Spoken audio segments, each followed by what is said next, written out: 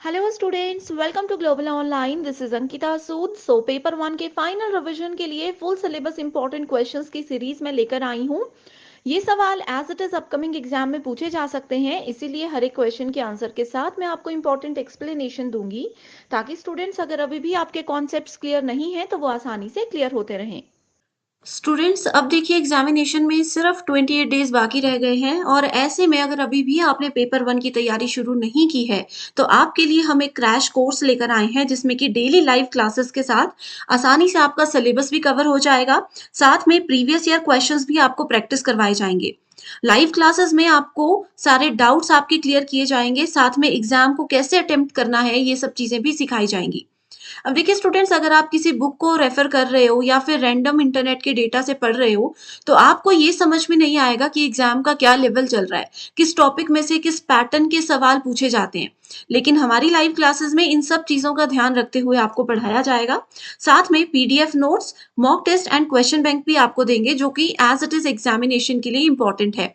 अब इसको ज्वाइन करने के लिए आप सब ग्लोबल ऑनलाइन ऐप को डाउनलोड कीजिए। स्टोर सेक्शन पर सर्च बार में मध्य प्रदेश सेट एग्जाम जब लिखते हो तो यहाँ पर देखिए लाइव क्लासेस का सेक्शन है। डेली क्लासेस आपको मिलेंगी एंड इन्हीं क्लासेस को रिवीजन के लिए बाद में देखना है तो कंटेंट पर क्लिक करके आप इस कंप्लीट कोर्स को फॉलो कर सकते हो। साथ में यहाँ पर आपको प्रीवियस ईयर के क्वेश्चन पेपर्स की वीडियो सॉल्यूशन एंड पीडीएफ भी मिल जाएगा, जिससे कि आपकी रिवीजन और भी ज्यादा आसान हो जाती है।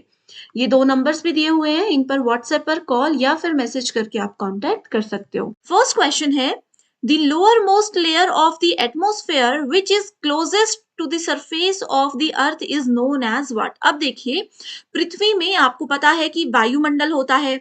वायुमंडल की सबसे निचली परत कौन सी है? इसमें उस परत के बारे में पूछा गया है जो कि पृथ्वी के सबसे ज्यादा नजदीक होती है। ऑप्शंस है एक्सोस्फियर, मीजोस्फियर, स्ट्रेटोस्फियर और ट्रोपोस्फियर। देखिए, ये बचपन में पढ़ी हुई चीजें हैं, बहुत आसान क्वेश्चन है। सो अर्थ के सरफेस के सबसे ज्यादा नजदीक होता है ट्रोपोस्फियर। सो करेक्ट आंसर है option number 4। Same question exam में ऐसे भी पूछा जा सकता है कि सबसे दूर कौन सी लेयर होती है, तो वो होती है एक्सोस्फियर। तो ये सीक्वेंस आप लोगों ने याद रखना है। ऑलमोस्ट कितने किलोमीटर्स का डिफरेंस होता है ये भी आपको इस इमेज में मिल जाएगा। तो बहुत इंपॉर्टेंट क्वेश्चन है। Next is, it is an online course aimed at unlimited participation and open access via the web is called what?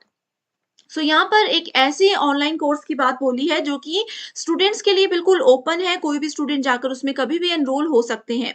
Online courses इसमें आपको मिलते हैं। ओके, सो ऑप्शंस है mass oriented open course, massive open online courses, mass oriented online course या फिर mass online open course. Students, अगर इस question को आप लोग ध्यान से देखोगे तो यहाँ पर आप लोगों को डायरेक्टली मूक से रिलेटेड डेफिनेशन मिल जाएगी जो कि है मैसिव ओपन ऑनलाइन कोर्सेज। सो ये डायरेक्टली मूक से रिलेटेड क्वेश्चन है जो कि थोड़ा सा घुमाकर पूछा गया है। तो इस तरीके के क्वेश्चंस में आपको समझना है, ध्यान से ऑप्शंस को देखना है कि क्या कहा गया है। Okay, massive open online courses यानी कि मूक क्या है? स्वयं पोर्टल का ही ये एक पार्ट है, उसी का एक वर्टिकल है जिसमें स्टूडेंट्स ऑनलाइन कोर्सेज में एनरोल हो सकते हैं। एग्जाम में ये भी पूछा जा सकता है कि मूक के कितने क्वाड्रेंट है, तो इसके होते हैं 4 क्वाड्रेंट्स। डिटेल में ऑलरेडी सेपरेट वीडियो में हम डिस्कस कर चुके हैं, जिसका लिंक आपको डिस्क्रिप्शन में मिल जाएगा।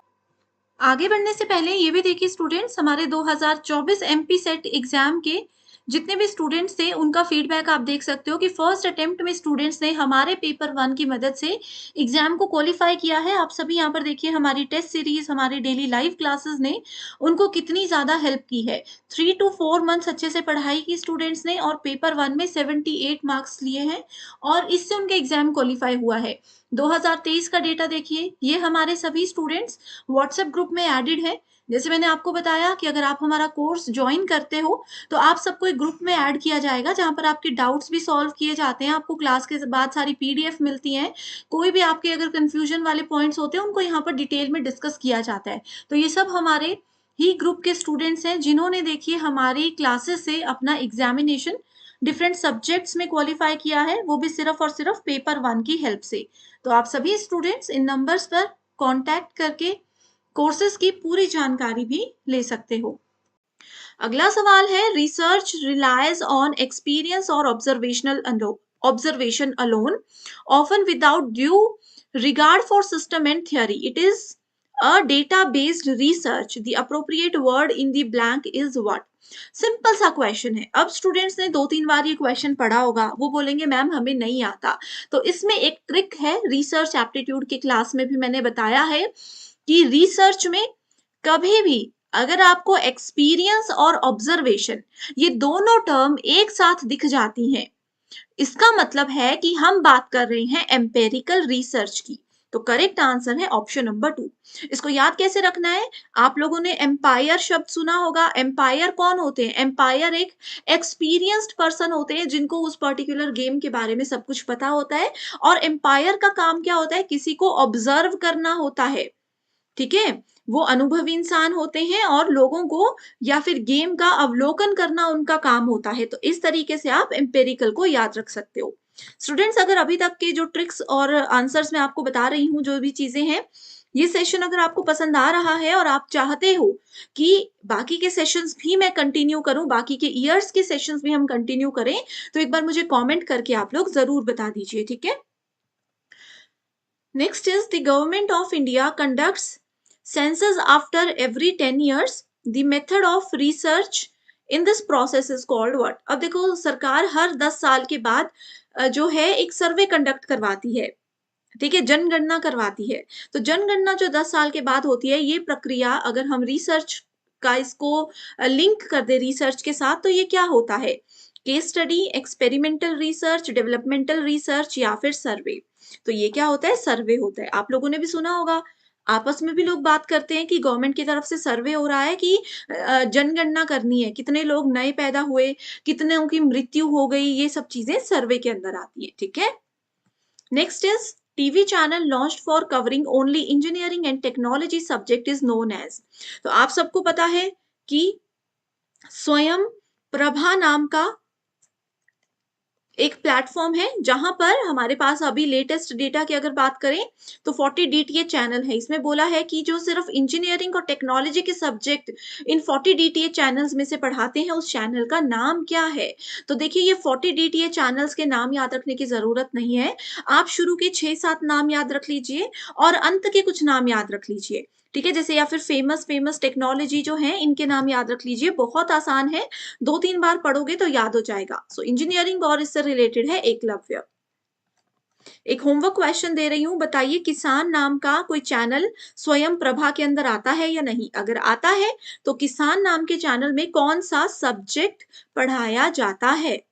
ये क्वेश्चन एग्जाम में जरूर आएगा। मैंने दे दिया आपको होमवर्क, जिसका आंसर कमेंट करके बताओगे। Why should a teacher not be punished severely? Why should a student not be punished severely? ठीक है, यानी कि एक स्टूडेंट को बार बार कड़ी सजा क्यों नहीं देनी चाहिए? ही में क्वारल विद द टीचर, यानी कि वो शिक्षक से झगड़ा कर सकते हैं। ही में leave the school and join another, कि वो दूसरा स्कूल ज्वाइन कर लेंगे।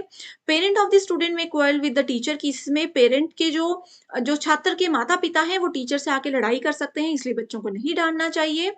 फोर्थ ऑप्शन है द स्टूडेंट में develop a negative attitude towards his studies, teacher and school. ठीक है, सो यहाँ पर देखिए करेक्ट आंसर आपको क्या लगता है कि जो स्टूडेंट है उनको अगर बार बार हम हर बात पे डांटेंगे, गुस्सा करेंगे, चिल्लाएंगे, तो एक नेगेटिव एटीट्यूड उनका आएगा पढ़ाई से रिलेटेड, टीचर से रिलेटेड, स्कूल से रिलेटेड। तो वो स्कूल आना पसंद नहीं करेंगे एंड धीरे धीरे ऐसे में देखा गया है कि स्टूडेंट्स का पढ़ाई पर से मन हटता चला जाता है। नेक्स्ट क्वेश्चन है, which of the following best explains teaching models? So teaching model क्या होता है? जिसमें कि टीचर ऐसे टेक्निक्स यूज करते हैं जिससे कि स्टूडेंट्स इजीली कॉन्सेप्ट्स को समझ सकें और आसानी से गेम्स के थ्रू या फिर स्टोरीज के थ्रू वो अच्छे से कॉन्सेप्ट्स को समझ सकें। तो ये लर्निंग मॉडल्स हैं, इंस्ट्रक्शनल मॉडल्स हैं, टीचर मॉडल्स हैं या फिर लर्नर इंटरेक्शन है, सॉरी। ठीक है, सो इसमें क्या है? Instructional model. जो टीचिंग मॉडल होते हैं ये हमें बताते हैं कि एज अ टीचर आपको स्टूडेंट्स को कैसे पढ़ाना चाहिए। अब क्लास में हर एक स्टूडेंट का मेंटल लेवल तो बराबर नहीं होता, तो ये हमें बताते हैं कि वीक स्टूडेंट्स को कैसे हैंडल करना चाहिए, जो स्लो लर्नर्स होते हैं उनको कैसे हैंडल करना चाहिए। तो इंस्ट्रक्शनल मॉडल्स होते हैं कि कैसे निर्देश कक्षा में दिए जाने चाहिए। अगला सवाल है, under the new education policy 2020, the 10+2 structure of school curricula is to be replaced by what? अभी देखिए हमने कल ही नेशनल एजुकेशन पॉलिसी पढ़ा था, अगर वो वीडियो नहीं देखी है तो लिंक डिस्क्रिप्शन बॉक्स में मिल जाएगा आपको। इसमें बोला है कि पहले 10+2 स्ट्रक्चर होता था एजुकेशन में, स्कूल एजुकेशन में, अब उसको हटा करके क्या बना दिया गया है। इसमें अगर ये पार्ट नहीं पढ़ोगे तो भी चलेगा, ठीक है। तो बस इसको याद रख लीजिए, ये बना दिया गया है 5+3+3+4, ठीक है। पहले होता था 10th क्लास तक के बच्चे एक छोटे लेवल पर होते थे, फिर +1 +2 होती थी। अभी 3 साल से 8 साल के बच्चे 5 साल, 8 से 11 3, 11 से 14 3 और 14 से 18 4। ये एज लिमिट के हिसाब से, एज के हिसाब से ग्रुप किया गया है। तो देखिए आप यहां से भी आइडिया लगा सकते थे कि क्या करेक्ट आंसर होगा।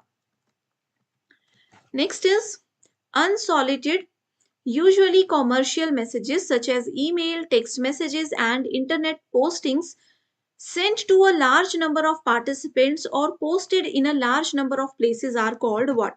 अब देखिए बहुत सारे जैसे ईमेल हैं, मान लीजिए मेरे कंपनी में हम 200 लोग काम करते हैं, ठीक है। मेरा नाम अंकिता है, मैं सीनियर हूं, मैंने इन अंडर मेरी टीम में जो 200 लोग हैं उनको मैसेजेस करने हैं, ठीक है। लार्ज नंबर ऑफ रिसिपिएंट्स यानी कि बहुत से लोगों को सेम मैसेज करना है, ओके। तो इसके लिए हम क्या यूज करेंगे? बैकबोन, न्यूज ग्रुप, स्पैम या यूज नेट? सो इसके लिए स्पैम यूज किया जाता है, ओके। और यहां पर देखो क्योंकि अनसॉलिसिटेड कहा है यानी कि अनचाहे मैसेजेस कहा है, ओके। सो वो स्पैम में जाते हैं, अदरवाइज नहीं जाते हैं।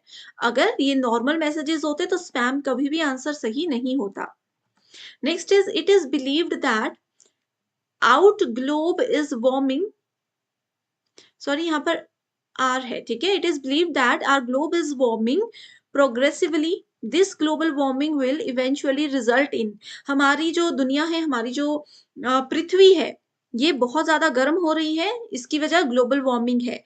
ये क्या परिणामित होगी, ठीक है, अंततः यानी कि इवेंचुअली क्या रिजल्ट इसका आएगा? Increase in availability of usable land यानी कि उपयोगी भूमि बढ़ती जाएगी, ये तो बिल्कुल भी नहीं बढ़ेगी। ग्लोबल वार्मिंग की वजह से ये कुछ भी नहीं होगा, पॉजिटिव चीजें तो कुछ भी नहीं होगी, ठीक है। Fall in the sea level यानी कि सी लेवल है ये, ठीक है, यानी कि जो समुद्र के जल का स्तर है वो फॉल होता जाएगा, उसमें गिरावट आती जाएगी। Uniformity of climate at equator and poles यानी कि भूमध्य रेखा और ध्रुवों पर जलवायु की एक रूपता होगी, एक रूपता इनमें बिल्कुल भी नहीं होगी अगर ग्लोबल वार्मिंग बढ़ती है। मेल्टिंग ऑफ पोलर आइस यानी कि ध्रुवीय बर्फ जो है वो पिघलने लग जाएगी। अब देखिए आंसर आपको इजीली पता चल रहा है, ग्लोबल वार्मिंग यानी कि हमारी पृथ्वी गर्म हो रही है, तो पोलर आइसेस जो है वो मेल्ट होते चले जाएंगे।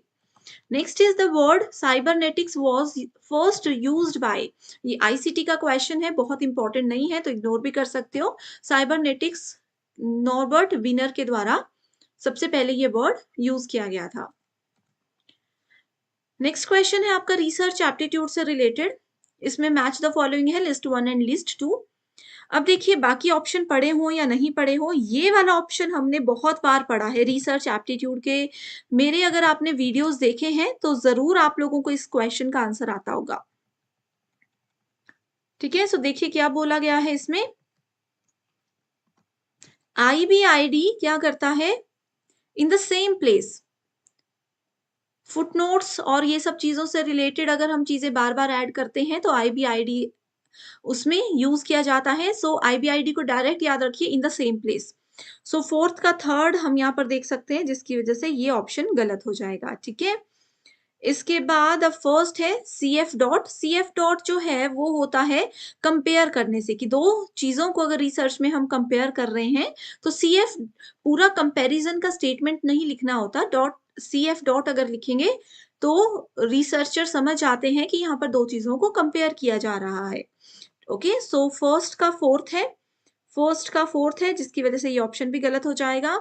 Then we have second ETAL dot, ठीक है। ETAL dot is related to and others, ठीक है। सो इस हिसाब से आप देख सकते हो यहाँ पर करेक्ट आंसर आ जाएगा option number 1, OP.CIT is related to in the work cited. So ज्यादा कुछ याद नहीं रखना, ये टर्म्स मैंने बता दी, इस क्वेश्चन से इसको नोट कर लीजिए, ये काफी है। नेक्स्ट है which one of the following is not a barrier to effective communication. यानी कि अगर दो लोग आपस में बातचीत कर रहे हैं, इन दोनों की बातचीत के बीच में कौन सा ऐसा है जो कि बाधा नहीं बन सकता। नॉइस, आसपास शोर है तो वो बाधा जरूर बनेगी। अनक्लियर ग्राफिक्स, यानी कि जो हम बातचीत कर रहे हैं, जो हम एक दूसरे को कुछ फोटोज दिखा रहे हैं वो क्लियर नहीं है, तो भी वो एक बाधा बन सकती है। इसमें पूछा है not a barrier. In attention, यानी कि मैं स्टोरी सुना रही हूँ, सामने वाला सुन ही नहीं रहा, उनका ध्यान फोन पर है, तो ये भी एक बाधा है।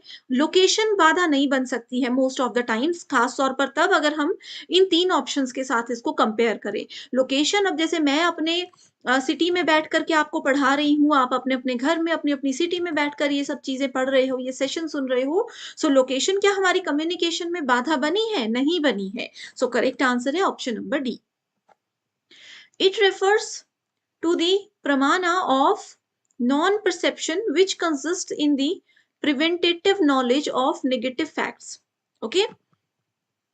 इसमें पूछा है प्रमाण ऑफ नॉन परसेप्शन, गैर धारणा के प्रमाण के बारे में बात की गई है। एक ऐसा प्रमाण का नाम पूछा गया है जिसकी कोई भी धारणा नहीं है, खास तौर पर जो कि नॉलेज ऑफ नेगेटिव फैक्ट से रिलेटेड, हमें जो कि नकारात्मक तथ्यों का निवारक हमें या फिर नकारात्मक तथ्यों के बारे में हमें जो नॉलेज देता है, उस प्रमाण के बारे में बात की गई है। ऑप्शंस है उपमना, उपमान, उपमना कंपैरिजन होता है, शब्द, अर्थपति यानी कि किसी का मीनिंग, अनुपलब्धि मतलब अनअवेलेबल। करेक्ट आंसर है अनअवेलेबल, अनुपलब्धि। फुल फॉर्म ऑफ SNTP, याद रखिएगा SMTP अलग चीज होती है, ये ICT में है, और SNTP इस क्वेश्चन में पूछा गया है। ठीक है, सो SNTP की फुल फॉर्म होती है सिंपल नेटवर्क टाइम प्रोटोकॉल। इसमें डिटेल में नहीं जाना, बस फुल फॉर्म याद रख लीजिए। स्टूडेंट्स अभी देखिए ICT की सीरीज भी आपके लिए ग्लोबल ऑनलाइन ऐप पर है, जहां पर ऐसी सारी फुल फॉर्म्स हमने ऑलरेडी डिस्कस की हुई है, तो उस वीडियो को जरूर देख लीजिए। जनरल एब्रीवेशंस ऑफ ICT करके फर्स्ट और सेकंड लेक्चर आपको ग्लोबल ऑनलाइन ऐप में मिल जाएगा। दूसरी स्टेटमेंट जो मैं बोलती वो है SMTP। SMTP, ठीक है। SMTP का मतलब होता है simple mail transfer protocol. Email सब लोग करते हैं, ईमेल जब एक जगह से दूसरी जगह को जाती है तो इंटरनली उसमें एक प्रोटोकॉल, एक रूल फॉलो किया जाता है जिसका नाम है सिंपल मेल ट्रांसफर प्रोटोकॉल। अगला सवाल है if the proposition vegetarians are not meat eaters is false. Vegetarians are not meat eaters is false, then which of the following inference is correct? So ये क्वेश्चन है आपका logical reasoning से related, जिसमें कि हमने ऑलरेडी AEIO वाला concept पढ़ा है। फिर बता रही हूँ, डिस्क्रिप्शन बॉक्स में लिंक है एक प्लेलिस्ट का, उस लिंक के अंदर सारे वीडियोस हैं, आप जरूर सर्च कर लीजिए, या फिर ग्लोबल ऑनलाइन ऐप में आपको सब कुछ मिल जाएगा। ए का मतलब होता है ऑल, ई का मतलब होता है नो, आई का मतलब होता है सम, और ओ का मतलब होता है सम नॉट। ठीक है, अब देखिए यहां पर इस क्वेश्चन में बोला गया है कि अगर vegetarians are not meat eaters, not यानी कि ये वाली स्टेटमेंट है, इसमें बोला है कि अगर ये स्टेटमेंट फॉल्स होगी तो ट्रू स्टेटमेंट कौन सी होगी।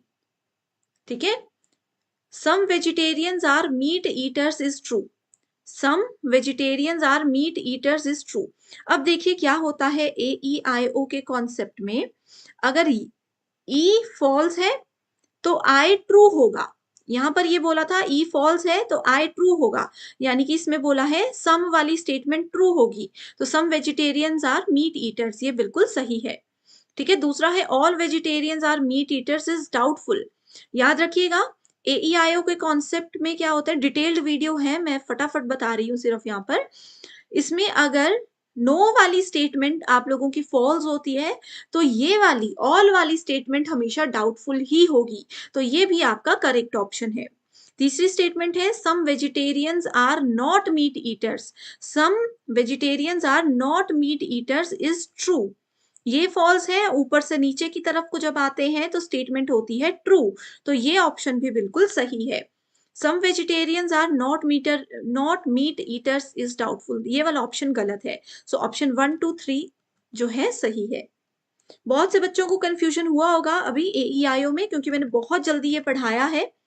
ठीक है, डिटेल्ड वीडियो अवेलेबल है, लिंक मिल जाएगा डिस्क्रिप्शन में। इसको बोला जाता है लॉजिकल रीजनिंग में क्लासिकल स्क्वायर ऑफ ऑपोजिशन। ठीक है, ये जरूर पढ़ना है। आईसीटी का क्वेश्चन है, cache memory is faster than random access memory. ठीक है, cache memory random access memory से फास्ट होती है, ये बिल्कुल सही है। ठीक है, ये बहुत ज्यादा फास्ट मेमोरी होती है।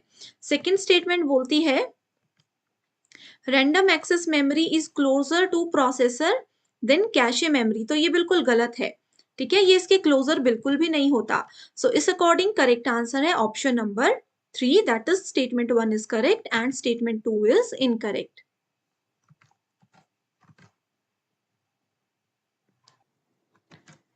मैच द फॉलोइंग से रिलेटेड क्वेश्चन है, जिसमें एक तरफ आपको मेथड्स ऑफ टीचिंग दिए गए हैं एंड दूसरी तरफ स्टूडेंट्स आप देख सकते हो बेसिक रिक्वायरमेंट्स दी गई हैं इसी से रिलेटेड। ओके, सो यहाँ पर लेक्चर मेथड होता है। लेक्चर मेथड क्या है? एक ट्रेडिशनल मेथड है।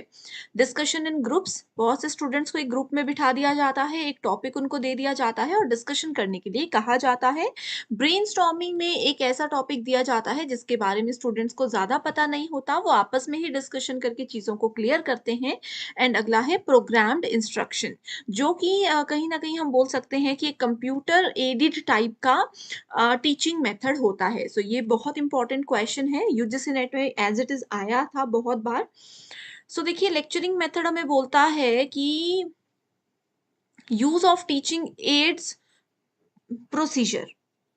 ठीक है, जो टीचिंग एड्स होते हैं, जो पढ़ाने में एक टीचर को मदद करते हैं, जैसे कि ब्लैक बोर्ड, व्हाइट बोर्ड, ठीक है, बुक्स होती हैं, नोटबुक्स होती हैं, मैप्स होते हैं। सो ये सारी teaching ads procedures lecturing method में इस्तेमाल किए जाते हैं। सो ए को हम थर्ड के साथ मैच करेंगे and easily you can C direct answer हमें मिल जाएगा, that is option number D.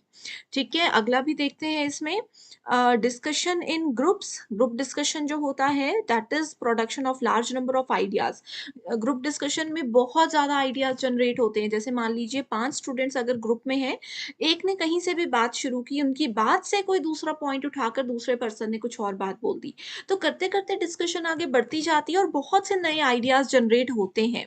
Next we have is brainstorming, small step presentation with feedback provided. ठीक है, इसमें टीचर का भी इन्वॉल्वमेंट होता है, स्टूडेंट्स भी आपस में फीडबैक दे सकते हैं और टीचर्स भी दे सकते हैं। Then we have programmed instruction, content delivery in a liquid language. ठीक है, एक प्रोग्राम्ड इंस्ट्रक्शन यानी कि मैं पूरा प्लान करके आई हूँ क्या पढ़ाऊंगी, कैसे पढ़ाऊंगी, और डायरेक्ट आप लोगों को इंस्ट्रक्शंस दूंगी। सिंपल सी लैंग्वेज में डायरेक्ट जो कंटेंट है वो आपको डिलीवर करवाया जाएगा, कोई इसमें ज्यादा एडवांस चीजें नहीं होती हैं। ओके, सो नेक्स्ट क्वेश्चन है फ्लाई ऐश से रिलेटेड। So here as you can see, fly ash produced in thermal power plants is an eco-friendly resources for use in what? So agriculture as micronutrient, इसमें इसको use किया जाता है fly ऐश को। ठीक है, फ्लाई ऐश इसी से रिलेटेड होता है। Then we have wasteland development, बिल्कुल सही। Dam and water structures holding, बिल्कुल सही। एंड ब्रिक इंडस्ट्री, ये भी सही है। सो करेक्ट आंसर हो गया A B C and D. इस तरीके के क्वेश्चंस में समझाने का कुछ नहीं है, बस आप लोगों को याद रखनी है थोड़ी सी चीजें। नेक्स्ट क्वेश्चन है मैच द फॉलोइंग से रिलेटेड, जहां पर आप देखोगे आर के लक्ष्मण, के एस पिलाई, केशव, ईपी यूनिवर्स, ईपी उन्नी। ठीक है, एंड दूसरी तरफ कुछ नाम दिए गए हैं, जैसे न्यूज़पेपर के नाम है यहाँ पर। ठीक है, आपको बताना है कौन इनके डेवलपर हम बोल सकते हैं। सो करेक्ट आंसर पे जाते हैं डायरेक्टली। इस तरीके के क्वेश्चंस इंपॉर्टेंट तो नहीं होते हैं, क्योंकि हम आइडिया नहीं लगा सकते क्या पूछा जाएगा, तो आप इसका डायरेक्ट आंसर देख सकते हो। देखिए, इसके आंसर में हमें बोलता है आर के लक्ष्मण जो है, that is a person who is related to Times of India. Then we have K.S. Pillai. he is related to Shankar's Weekly. Then we have Keshav is related to The Hindu, and EP Unni is related to The Indian Express. ठीक है, so not important question, but फिर भी एक बार पढ़ लीजिएगा. इस question में जैसे ये 2023 में क्वेश्चन आया है सेट एग्जाम में, तो आप ये देख सकते हो 2024 में या उसके बाद ये पेपर में कैसे आएगा. जैसे कि Times of India, Shankar's Weekly, Hindu and Indian the Express. ठीक है, ये 4 ऑप्शंस कवर हो गए. आप इसके बाकी के ऑप्शंस से रिलेटेड इंफॉर्मेशन पढ़ सकते हो. ठीक है, द स्टेट्समैन, द ट्रिब्यून और दी टेलीग्राफ, इन तीनों से रिलेटेड जो इंपॉर्टेंट नेम्स हैं या डेट्स हैं कि ये न्यूज़पेपर्स कब बने थे, या इनसे रिलेटेड जो भी इंफॉर्मेशन है वो आप ले सकते हो. एक्सपेक्टेड है कि अपकमिंग एग्जामिनेशन में ये एज इट इज पूछी जाए. पेपर 2 के फाइनल रिवीजन के लिए एक स्टडी मटेरियल हम लेकर आए हैं जिसमें आपको full syllabus updated notes and MCQs मिलेंगे. एमसीक्यूज के साथ स्टूडेंट्स यहाँ पर आपको आपके स्टेट और अदर स्टेट्स के पीवाईक्यूज भी हम प्रोवाइड करवाते हैं. एंड ये सारा कंटेंट पीडीएफ की हेल्प से मिलेगा जो कि ना सिर्फ एग्जामिनेशन बल्कि इसके बाद होने वाले इंटरव्यू को क्वालिफाई करने में भी आपको हेल्प करेगा. तो ये जो भी सब्जेक्ट्स आपके सामने हैं आपको इनके फाइल्स का एक्सेस मिल सकता है. इसके लिए गिवन नंबर्स पर आपको व्हाट्सएप के थ्रू कांटेक्ट करना है और पूरी जानकारी मिल जाएगी. Geometry in ancient India was discussed in what. So देखिए प्राचीन भारत में ज्योमेट्री के बारे में कहां पर डिस्कस किया गया था. ऑप्शंस है अर्थशास्त्र, चरक संहिता, सल्वसूत्र या फिर सुश्रुत संहिता. सो ये बहुत इंपॉर्टेंट क्वेश्चन है एंड इसका जो आंसर है वो रहेगा सल्वसूत्रा. जब भी हम ज्योमेट्री के बारे में बात करते हैं तो आपको समझ आना चाहिए कि सल्वसूत्रा में ही इसके बारे में सब कुछ लिखा गया है. एंड ये कौन से पीरियड की बात है, ये आपके वैदिक पीरियड की ही बात है. ओके, इसके अलावा अर्थशास्त्र के बारे में जब भी हम बात करते हैं तो आपके दिमाग में क्या आना चाहिए कि कौटिल्य जो है वो ऑथर थे अर्थशास्त्र के. तो अर्थशास्त्र से कभी भी क्वेश्चन आता है तो सिर्फ यही आता है. अगला है चरक संहिता. सो चरक संहिता आयुर्वेदा से रिलेटेड एक ओल्डेस्ट ट्रीटी है जिसमें एंशिएंट मेडिकल साइंस और आयुर्वेदा के बारे में काफी ज्यादा जानकारी मिल जाती है. एंड फोर्थ ऑप्शन है सुश्रुत संहिता. सो ये क्या होता है, सुश्रुत संहिता, चरक संहिता जो है ये कहीं ना कहीं एक दूसरे से जुड़े हुए होते हैं. सुश्रुत संहिता मेडिकल ट्रीटी का एक बहुत जाना माना नाम है जिसको कि हम फादर ऑफ सर्जरी भी कह सकते हैं. ओके, सुश्रुत को फादर ऑफ सर्जरी कहा जाता था एंड उसी के नाम पर ये बना हुआ है. अगला क्वेश्चन है there are major types of हेत्वाभ्यास, the correct number in the blanks is what. So देखिए इसमें कहा है कि हेत्वाभ्यास के कितने टाइप्स होते हैं, सिर्फ इतना सा सवाल ये पूछा गया है. सो हेत्वाभ्यास के टोटल होते हैं 5 प्रकार. एग्जाम में इन 5 प्रकार के नाम भी जरूर पूछे जा सकते हैं तो नोट जरूर कर लीजिएगा. ठीक है, सो सबसे पहला हेत्वाभ्यास होता है असिद्ध.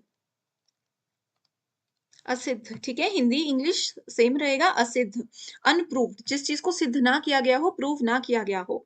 दूसरा होता है सव्य विकारा.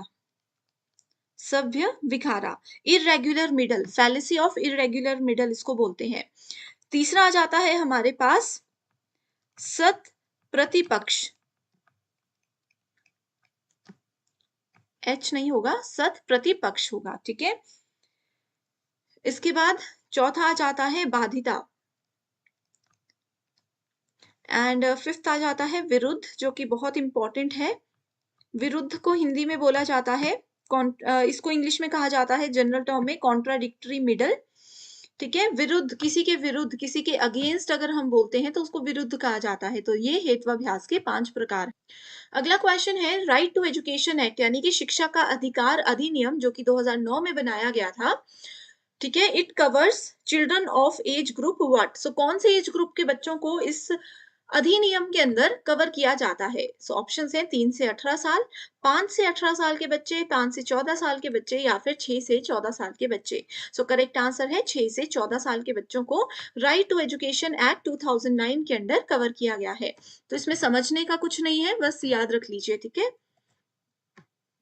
The vihara of Vikramashila was established by whom. ठीक है। विक्रमशिला यूनिवर्सिटी एंशियंट यूनिवर्सिटी एक बहुत ही ज्यादा फेमस थी। इसमें जो विहार की बात की गई थी ये किसके द्वारा स्थापित किया गया था? सम्राट धर्मपाल, गौतमी पुत्र, शातकर्णी, सम्राट अशोक, वासुदेव कंद कंद। ठीक है, सो यहाँ पर करेक्ट आंसर है आपके पास सम्राट धर्मपाल। तो ये एज इट इज हमने चीजें पढ़ी हैं अपने थियरी सेशंस में भी। इसके अलावा स्टूडेंट्स विक्रमशिला यूनिवर्सिटी कब बनी थी, कहाँ बनी थी, इसकी लोकेशन पहले थी, अब क्या है, क्या सेम लोकेशन पे अभी भी है, अब ये यूनिवर्सिटी है या नहीं है, तो ऐसे सब सवाल एग्जाम में आते हैं। विक्रमशिला, तक्षशिला, नालंदा, वल्लभी यूनिवर्सिटी, ये बहुत सी एंशियंट इंडियन फेमस यूनिवर्सिटी हैं जो कि एग्जाम में आती ही है। ऐप में आप लोगों को मिल जाएंगी इसकी ऑलरेडी वीडियोस, देख सकते हो। The treatise Brihajjatakam was written by whom? So it was written by Varahamihira. Varahamihira के द्वारा ये लिखा गया था। अगला क्वेश्चन रिसर्च से रिलेटेड है, जहां पर एक तरफ उसके टाइप्स और दूसरी तरफ कैरेक्टरिस्टिक्स दी गई हैं। ओके, सो रिसर्च में फंडामेंटल बेसिक रिसर्च होता है, अप्लाइड रिसर्च, एक्शन रिसर्च और इवैल्यूएटिव रिसर्च। सो देखते हैं options. Finding out the extent of perceived impact on an intervention, developing an explanation through theory building. So देखो सेकंड जो ऑप्शन है ये हमें आंसर ढूंढने में बहुत ज्यादा मदद कर सकता है। कैसे कैसे कर सकता है? देखिए second option, developing an explanation through theory building. हम लोगों ने क्या किया, थ्योरी पहले बिल्ड कर ली, यानी कि नॉलेज गेन कर लिया, उसके बाद उसकी एक्सप्लेनेशन को हमने क्या करना है और वहां पे ज्यादा डेवलप करना है। इसमें बोला गया है improving an existing situation, improving an existing situation through use of intervention, यानी कि जो हमारे पास ऑलरेडी नॉलेज है उस नॉलेज को यूज करके हम एग्जिस्टिंग सिचुएशन को बेहतर बना सकते हैं, किसी प्रॉब्लम से बाहर इजीली निकल सकते हैं, तो वो होता है एक्शन रिसर्च, इमीडिएट एक्शन जहां पर लिया जाता है। ठीक है, इसके बाद आता है exploring the possibility of a theory for use in various situations. जो थ्योरी हमने कलेक्ट की थी, जो थ्योरी हमने पढ़ी थी, जो नॉलेज हमने गेन किया था, उस नॉलेज को अलग अलग सिचुएशंस में कैसे इस्तेमाल किया जा सकता है, क्या क्या उसकी पॉसिबिलिटीज हैं, वो सब हमें कौन बताता है? वो हमें बताता है applied research. Theme based interaction among participants, so ये आ जाता है आपका फंडामेंटल रिसर्च। सो इस अकॉर्डिंग देखेंगे, correct answer is option number B.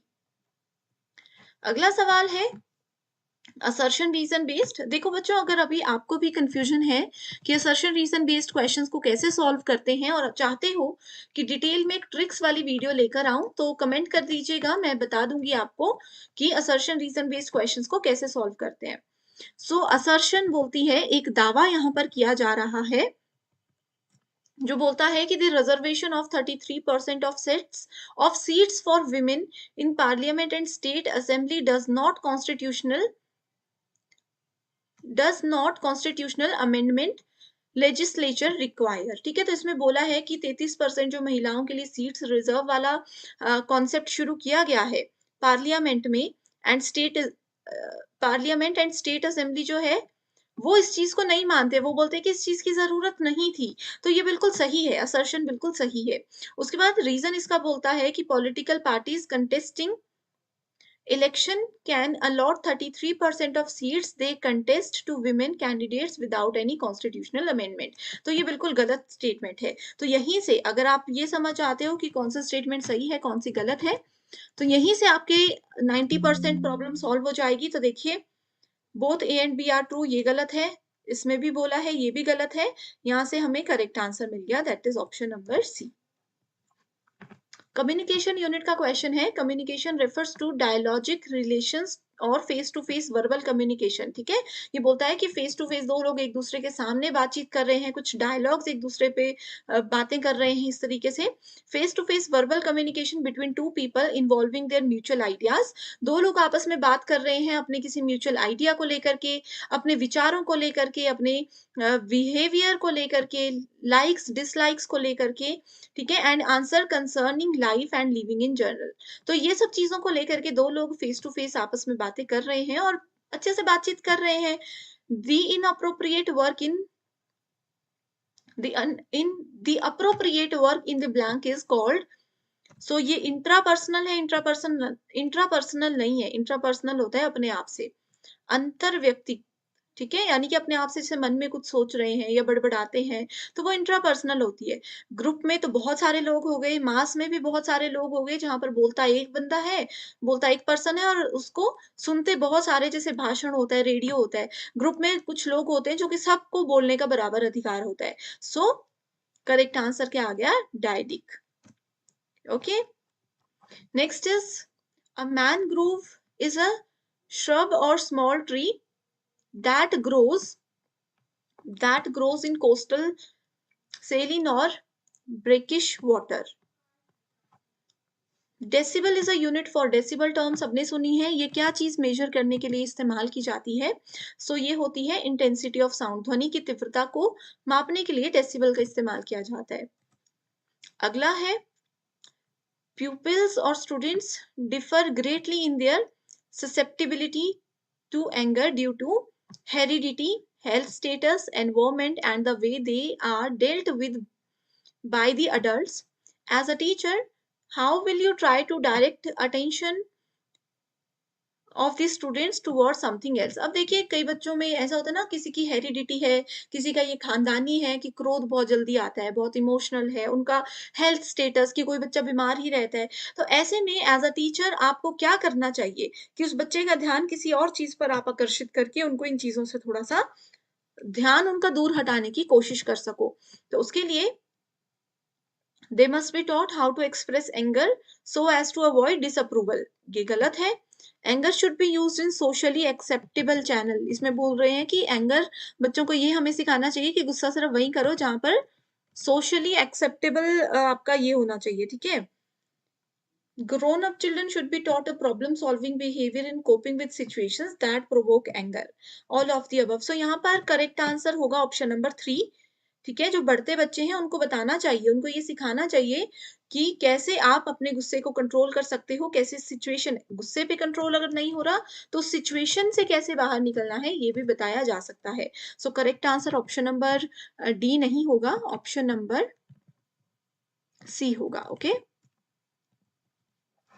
Next is Indian Institute of Science, Indian Association for the Cultivation of Science, Bhandarkar oriental research institution या institute central of Himalayan cultural study. ये थोड़े से tough questions की category में आ जाते हैं क्योंकि इसमें हम एक्सपेक्ट नहीं कर सकते कि क्या क्वेश्चन आएंगे, ठीक है? ये नाम है, आपको बस बताना है कौन सा इंस्टीट्यूट किस जगह पर है, तो इसको आप डायरेक्टली याद रख लीजिए। जो इस वीडियो का पार्ट 1 था वहां भी हमने कुछ ऐसा ही क्वेश्चन पढ़ा है ना? सो आप देख सकते हो कि किस प्रकार के क्वेश्चंस एग्जाम में आते हैं। अगला है a statistical measure based upon the entire population is called parameter while measure based upon a sample is known as statistic. ये रिसर्च एप्टीट्यूड में सैम्पलिंग से रिलेटेड क्वेश्चन है, सैम्पलिंग पैरामीटर से क्वेश्चन है ये, ठीक है? Name the project which has connected all the police stations. ये आईसीटी का क्वेश्चन है, इसमें बोला है कि एक हमने ऐसा प्रोजेक्ट बनाया जिसमें हमने अपने एरिया के सारे पुलिस स्टेशंस को आपस में एक नेटवर्क के थ्रू कनेक्ट कर दिया, ठीक है? एंड धीरे धीरे कंट्री के सारे पुलिस स्टेशंस को कनेक्ट कर दिया एक ही नेटवर्क में with utmost secrecy from general people. And जो आम आदमी है उनसे इनकी जो भी बातचीत हो रही है वो सीक्रेट ही रहेगी। इस प्रोजेक्ट को क्या नाम दिया गया है? इसको नाम दिया गया है पॉलनेट। पॉलनेट का मतलब है पुलिस का नेटवर्क, पुलिस नेटवर्क, तो पॉलनेट उसको नाम दिया है। The man who knew infinity is a 2015 British biographical drama film based on the 1991 book of the same name by Robert Kengel. It is about the Indian mathematician Srinivasa Ramanujan, ठीक है? सो ये भी question ऐसा है कि इंपॉर्टेंट नहीं बोल सकते, बस जनरल उसमें आ सकता है कभी। Next question is 1.2% of 5 litres. सो देखिए 5 लीटर का हमें 1.2% निकालना है, सो वो 60 होगा। ओके, अब देखिए यहाँ पर एक चीज ध्यान रखना, थोड़ा सा जो मैथ्स के क्वेश्चंस आएंगे वो मैं फटाफट से बताती हूँ आपको। एंड अगर इन्हीं मैथ्स के क्वेश्चंस पर बहुत डिटेल वीडियो चाहिए, ठीक है, कि डिटेल में सॉल्यूशन हम दें, तो वो आपको मिल जाएगा ग्लोबल ऑनलाइन ऐप में मैथमेटिक्स वाले सेक्शन में। ओके, सो इस क्वेश्चन में बोला है A बाय B है 8/15, B बाय C है 5/8, then we have C by D 4/5। तो हमें ढूंढना है A बाय D। ठीक है, A बाय D हमें ढूंढना है, तो बहुत इजी है। A बाय D का करेक्ट आंसर है 4/15। इस तरीके से आप देख सकते हो। A man sold 2 items eight 5,000। एक आदमी ने 2 चीजें 5,000 में बेची। एक सॉरी 50,000 हो गया। 5,000 में एक पर्सन ने 2 चीजें बेची। आइटम ए भी 5,000 में, आइटम बी भी 5,000 में। एक में उसको 20% का फायदा हुआ और एक में उनको 20% का नुकसान हुआ। तो बताइए कि कितने परसेंट का नुकसान हुआ, कितने परसेंट का प्रॉफिट हुआ। ठीक है, मतलब ज्यादा क्या हुआ, प्रॉफिट हुआ ज्यादा या नुकसान हुआ ज्यादा। अब ऐसे क्वेश्चंस में देखिए क्या होता है, अगर सेम लॉस सेम प्रॉफिट बताया गया हो किसी सेम वैल्यू पर, तो आप उसको डायरेक्टली लिख सकते हो। आपने क्या करना है, 20 × 20 डिवाइडेड बाय 100, 4% इसका डायरेक्ट आप निकाल सकते हो। इसके लिए लॉन्ग मेथड भी है, जहां पर देखिए ये है फॉर्मूला जो कि आपको इस्तेमाल करना है। ठीक है, इसका स्क्रीनशॉट ले लीजिए और इसको आप पढ़ सकते हो, कुछ भी नहीं है। देखिए 5,000 पे 20% प्रॉफिट में बोला है, ये 20% लॉस अगर 5,000 का होगा तो ये वैल्यूज आ गई। कॉस्ट प्राइस निकाला है, सेलिंग प्राइस निकाला है दोनों आइटम्स का। ठीक है, ओवरऑल लॉस कितना हुआ वो निकाला है, तो 4% का हो गया।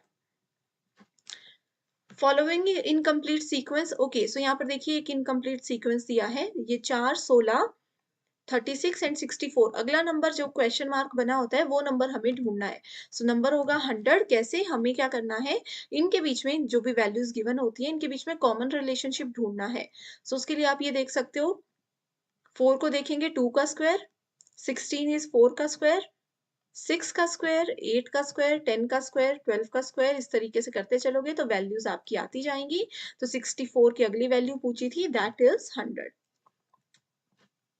The simple interest on 6,000 for the period of 4th February 2022 से लेकर के 17th April 2022 तक 12.5 पर एनम का इंटरेस्ट था। ठीक है, तो इसमें हमें सिंपल इंटरेस्ट ढूंढना है, दैट इज 150 रुपीज। अगला सवाल है, एक टेबल आपके पास दिया गया है जिसमें कि क्लास 5th से लेकर के क्लास 10th तक के नंबर ऑफ बॉयज और गर्ल्स दिए हैं जो कि पास हो चुके हैं।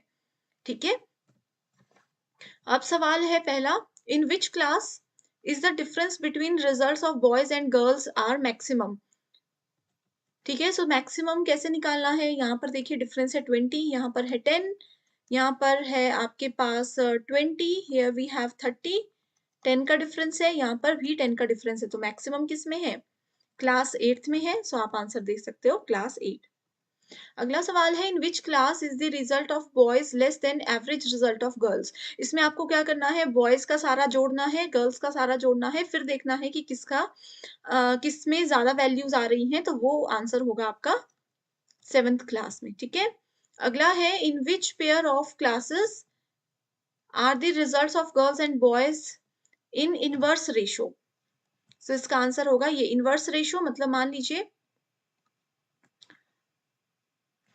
गर्ल्स एंड बॉयज बोला है, तो गर्ल्स में आपका ये क्लास है और बॉयज में ये क्लास है। ठीक है, इस टेबल को बना लीजिए। इनवर्स में आपको ये देखना है, जैसे मान लीजिए कि इस वाले सेक्शन में रेशो क्या निकल रहा है, बॉय ज्यादा है, 8/6 का रेशो है। ठीक है, तो ऐसे आप लोगों को क्या करना है, चीजें वैल्यूज इसकी निकालनी है। जैसे कि मैंने बताया है, इन्हीं मैथ्स के क्वेश्चंस पर डिटेल्ड वीडियो ऑलरेडी अवेलेबल है, उसको फॉलो कर लीजिएगा। अगला सवाल है आपका, देखिए अगले जो क्वेश्चंस हैं वो आपके इस पैराग्राफ के बेस पर रहेंगे। इस वीडियो को पॉज कर लीजिए, स्क्रीनशॉट ले लीजिए इसका और फिर अगले क्वेश्चन पर जाइए। मैं डायरेक्टली आपको आंसर्स बताती हूँ, कोशिश कीजिएगा कि पैराग्राफ को खुद से सॉल्व करें।